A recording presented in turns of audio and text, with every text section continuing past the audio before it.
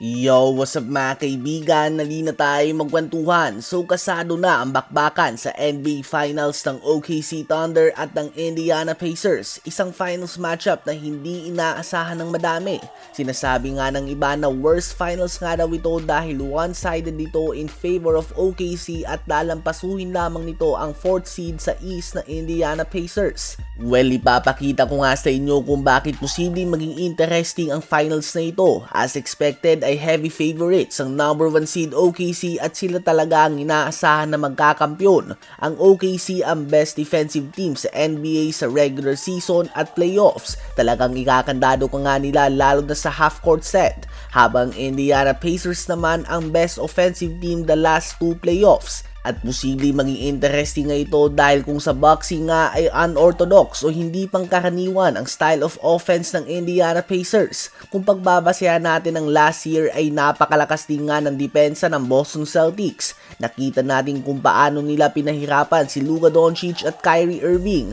Ito ay dahil sa may mabagal na opensa ang Dallas Mavericks. Sa half-court set offense ay nakakaset din nga ang depensa ng Celtics noon. Subalit kung napanood nyo nga ang East Finals last playoffs ay alam nyo na mas nahirapan pa ang Celtics sa Indiana Pacers kaysa sa Dallas Mavericks kahit na winalis nito ang Pacers. 3 beses lang talaga nag-choke ang Pacers sa 4th quarter nung East Finals na yun. At ang dahilan nga dito ay ang fast-paced offense ng Pacers. Hindi nga makapag-set ang depensa ng Celtics noon at ito din ang susi nila kontra sa napakatinding depensa ng OKC Thunder ngayon. Kung gusto nilang mabigyan ng pag-asa ay kailangan nilang ipagpatuloy ang takbuhan dahil kung sa half-court set offense, no offense nga sa Pacers kung hindi nga makaporma si Anthony Edwards, Ja Morant at kahit si Nikola Jokic ay nahirapan, mahirap nga isipin na may makakaporma sa kanila sa depensa ng OKC.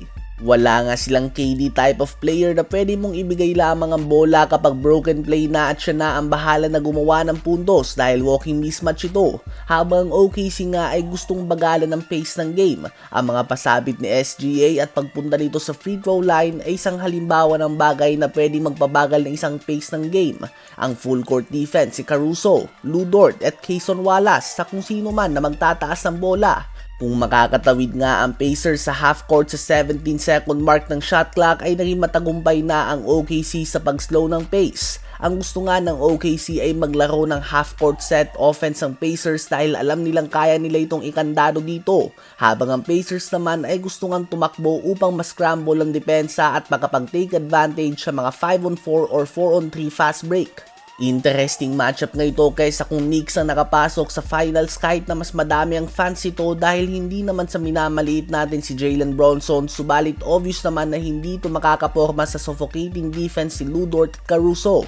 So fun matchup ahead nga mga kaibigan sa NBA Finals. Hindi lamang pagalingan bagkus utak din ang laban ng mga players at coaches dito. At sa mga batang players natin dyan ay chance nyo nga ito na makita na hindi lamang ang mga player na gumagawa ng 30 o 40 points ang pwedeng maging star. Bagkus pati na din ang mga playmakers and lockdown defenders. Malayo ang pagitan ng dalawang team na ito sa kanilang regular season record. Subalit ngayong playoffs nga ay dikit lamang ang kanilang standing mga kaibigan.